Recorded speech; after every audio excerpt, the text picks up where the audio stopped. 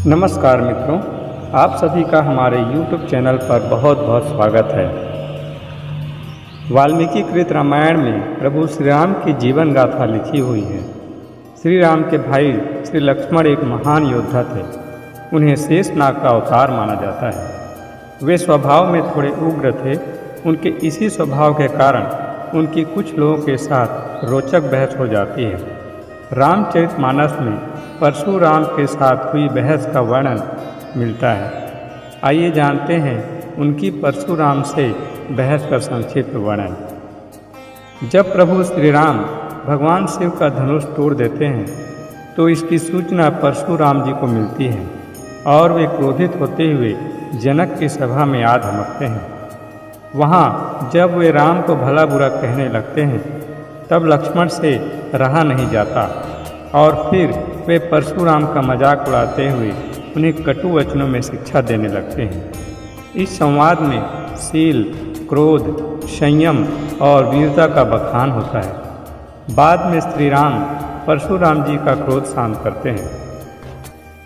वाल्मीकि रामायण के बालकांड में ये वर्णन मिलता है। सीता स्वयंवर के अवसर पर शिव जी के धनुष का टूटना सुनकर भृगुकुल रूपी कमल के सूर्य परशुराम जी आए।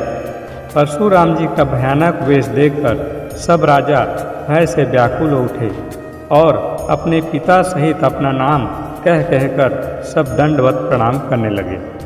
जिस कारण सब राजा आए थे, राजा जनक ने सब समाचार कह सुनाया। जनक के वचन सुनकर परशुराम जी ने फिरकर दूसरी ओर देखा तो धनुष के टुकड़े पृथ्वी पर पड़े हुए दिखाई दिए। अत्यंत क्रोध में भरकर वे कठोर वचन बोले, रे मूर्ख जनक, बता धनुष किसने तोड़ा? उसे शीघ्र दिखा, नहीं तो अरे मूर्ख, आज मैं जहाँ तक तेरा राज्य है वहाँ तक की पृथ्वी पलट दूंगा। तब श्री रामचंद्र जी सब लोगों को भयभीत देखकर और सीता जी को डरी हुई जानकर बोले, हे नाथ, शिव जी के धनुष को तोड़ने वाला आपका कोई एक दास ही होगा। क्या आज्ञा है, कृपया मुझसे कहें। यह सुनकर क्रोधी मुनि क्रोधवश बोले, सेवक वह है जो सेवा का काम करे। शत्रु का काम करके तो लड़ाई ही करनी चाहिए। हे राम सुनो, जिसने शिव जी के धनुष को तोड़ा है वह सहस्त्र बाहु के समान मेरा शत्रु है। वह इस समाज को छोड़कर अलग हो जाए, नहीं तो सभी राजा मारे जाएंगे। मुनि के वचन सुनकर लक्ष्मण जी मुस्कुराए और परशुराम जी का अपमान करते हुए बोले, हे गोसाई, लड़कपन में हमने बहुत सी धनोहियाँ तोड़ डाली, किंतु आपने ऐसा क्रोध कभी नहीं किया। इसी धनुष पर इतनी ममता किस कारण से है? यह सुनकर परशुराम जी कुपित होकर कहने लगे, अरे राजपुत्र, काल के वश में होने से तुझे बोलने में कुछ भी होश नहीं है। सारे संसार में विख्यात शिव जी का यह धनुष क्या धनुही के समान है? लक्ष्मण जी ने हंसकर कहा, हे देव सुनिए, हमारे जान में तो सभी धनुष एक समान ही हैं। पुराने धनुष के तोड़ने में क्या हानि लाभ? श्री रामचंद्र जी ने इसे नवीन के धोखे से देखा था, फिर यह तो छूते ही टूट गया। इसमें रघुनाथ जी का कोई दोष नहीं है। मुनिवर, आप बिना ही कारण इसलिए क्रोध करते हैं। परशुराम जी अपने फरसे की ओर देखकर बोले, अरे दुष्ट, तूने मेरा स्वभाव नहीं सुना। मैं तुझे बालक जानकर नहीं मारता हूँ। अरे मूर्ख, क्या मुझे निरा मुनि ही जानता है? मैं बाल ब्रह्मचारी और अत्यंत क्रोधी हूँ। क्षत्रिय कुल का शत्रु तो विश्व भर में विख्यात हूँ। लक्ष्मण जी हंसकर कोमल वाणी से बोले, अहो मुनीश्वर, तो अपने को बड़ा भारी योद्धा समझते हैं। बार बार मुझे कुल्हाड़ी दिखाते हैं। फूंक से भला पहाड़ उड़ाना चाहते हैं। यहाँ कोई छोटा कच्चा फल नहीं है जो तर्जनी अंगुली को देखते ही मर जाती है। कुठार और धनुष मार देखकर ही मैंने कुछ अभिमान सहित कहा था। भृगुवंशी समझकर और यज्ञोपवीत देखकर तो जो कुछ आप कहते हैं उसे मैं क्रोध को रोककर सह लेता हूँ। देवता, ब्राह्मण, भगवान के भक्त और गौ, इन पर हमारे कुल में वीरता नहीं दिखाई जाती, क्योंकि इन्हें मारने से पाप लगता है और इनसे हार जाने पर अपकीर्ति होती है। इसलिए आप मारें तो भी आपके पैर ही पड़ना चाहिए। आपका एक एक वचन ही करोड़ों वज्रों के समान है। धनुष, बाण और कुठार तो आप व्यर्थ ही धारण करते हैं। इन धनुष, बाण और कुठार को देखकर मैंने कुछ अनुचित कहा हो तो उसे हे धीर महामुनि क्षमा कीजिए। यह सुनकर परशुराम जी क्रोध के साथ गंभीर वाणी बोले, हे विश्वामित्र, सुनो, यह बालक बड़ा कुबुद्धि और कुटिल है। काल के वश में होकर यह अपने कुल का घातक बन रहा है। यह सूर्य वंश रूपी पूर्ण चंद्र का कलंक है। यह बिल्कुल उद्दंड, मूर्ख और निडर है। अभी क्षण भर में यह काल का ग्रास हो जाएगा। मैं पुकार कर कह देता हूँ, फिर मुझे दोष नहीं देना। यदि तुम इसे बचाना चाहते हो तो हमारा प्रताप, बल और क्रोध बतलाकर इसे मना कर दो।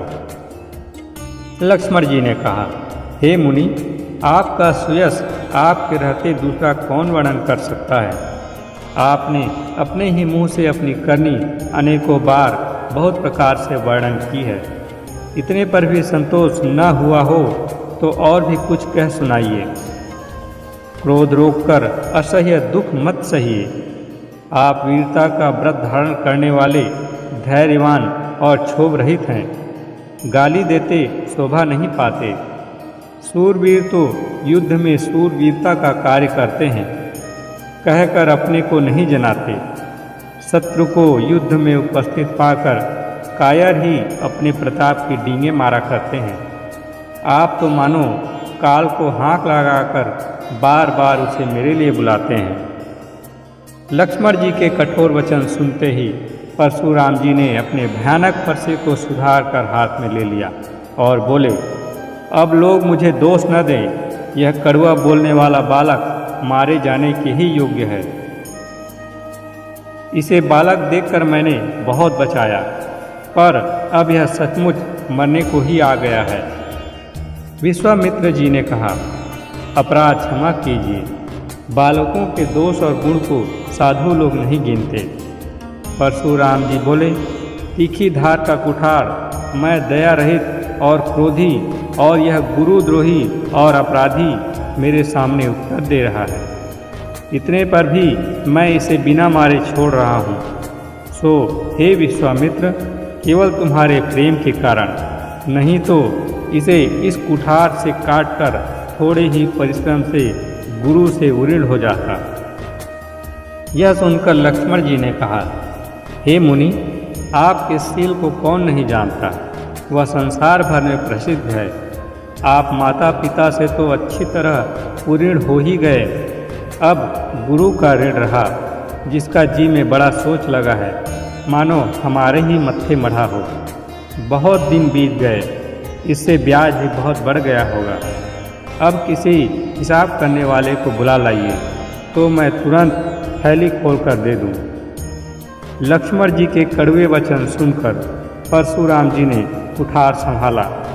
सारी सभा हाय हाय करके पुकार उठी। लक्ष्मण जी ने कहा, हे भृगुश्रेष्ठ, आप मुझे फरसा दिखा रहे हैं, पर हे राजाओं के शत्रु, मैं ब्राह्मण समझकर बचा रहा हूँ, अन्यथा आपको कभी रणधीर बलवान वीर नहीं मिले हैं। हे ब्राह्मण देवता, आप घर भी में बड़े हैं। लक्ष्मण जी के उत्तर जो आहुति के समान थे, परशुराम जी के क्रोध रूपी अग्नि को बढ़ते देखकर रघुकुल के सूर्य श्री रामचंद्र जी जल के समान शांत करने वाले वचन बोले, हे नाथ, बालक पर कृपा कीजिए। इस सीधे और दुर्मुहे बच्चे पर क्रोध न कीजिए। प्रभु, यदि यह आपका कुछ भी प्रभाव जानता तो क्या यह बेसमझ आपकी बराबरी करता। श्री रामचंद्र जी के वचन सुनकर वे कुछ ठंडे पड़े। इतने में लक्ष्मण जी कुछ कहकर फिर मुस्कुरा दिए। उनको हंसते देखकर परशुराम जी के सारे शरीर में क्रोध छा गया। उन्होंने कहा, हे राम, तेरा भाई बड़ा पापी है। यह शरीर से गोरा पर हृदय का बड़ा काला है। यह विषमुख है, दुधमुहा नहीं। स्वभाव ही टेढ़ा है, तेरा अनुसरण नहीं करता, तेरे जैसा शीलवान नहीं है। यह नीच मुझे काल के समान नहीं देखता। लक्ष्मण जी ने हंसकर कहा, हे मुनि सुनिए, क्रोध पाप का मूल है, जिसके वश में होकर मनुष्य अनुचित कर्म कर बैठते हैं और विश्व भर में सबका अहित करते हैं। हे मुनिराज, मैं आपका दास हूँ, अब क्रोध त्याग कर दया कीजिए। टूटा हुआ धनुष क्रोध करने से जुड़ नहीं जाएगा। अब तो खड़े खड़े पैर दुखने लगे, कृपया बैठ जाइए। यदि धनुष अत्यंत ही प्रिय हो तो कोई उपाय किया जाए और किसी बड़े गुणवान कारीगर को बुलवाकर जुड़वा दिया जाए। लक्ष्मण जी के बोलने से जनक जी डर जाते हैं और कहते हैं, बस चुप रहिए, कृपया अनुचित बोलना अच्छा नहीं। तब श्री रामचंद्र जी पर एहसान जनाकर परशुराम जी बोले, तेरा छोटा भाई समझकर मैं इसे बचा रहा हूँ। यह मन का मैला और शरीर का कैसा सुंदर है, जैसे विष के रस से भरा हुआ सोने का घड़ा। यह सुनकर लक्ष्मण जी फिर हंसे। तब श्री रामचंद्र जी ने तिरछी नज़र से उनकी ओर देखा, जिससे लक्ष्मण जी सकुचाकर विपरीत बोलना छोड़कर गुरु जी विश्वामित्र के पास चले गए। बाद में श्री रामचंद्र जी और परशुराम जी में बातचीत होती है और अंत में श्री राम जी उनके क्रोध को शांत करते हैं। तब परशुराम जी ने कहा, हे राम, हे लक्ष्मीपति, धनुष को हाथ में लीजिए और इसे खींचिए, जिससे मेरा संदेह मिट जाए। परशुराम जी धनुष देने लगे, तब वह आप ही चला गया। तब परशुराम जी के मन में बड़ा आश्चर्य हुआ। अब उन्होंने श्री राम जी का प्रभाव जाना। उनका शरीर पुलकित और प्रफुल्लित हो गया। वे हाथ जोड़कर वचन बोले। प्रेम उनके हृदय में समाता न था। तब परशुराम जी प्रभु श्री राम की गुणगान करने लगते हैं।